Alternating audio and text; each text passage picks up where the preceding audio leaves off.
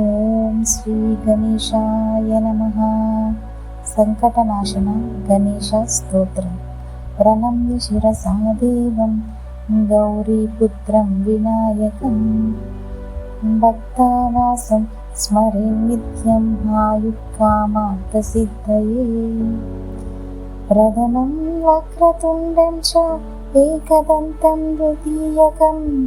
ద్వితీయం కృష్ణపిండాక్షం గజవక్తం చతుర్భుజం లంబోదరం పంచమం చ షష్టం వికటమేవ చ సప్తమం విఘ్నరాజేంద్రం ధూమ్రవర్ణం తథాష్టమం నవమం బాలచంద్రం చ దశమం తు వినాయకం ఏకాదశం గణపతిం ద్వాదశం తు గజాననం ద్వాదశైతాని నామాని త్రిసంధ్యం పఠి నరః న చ విఘ్నభయం తస్య సర్వసిద్ధికరం ప్రభు.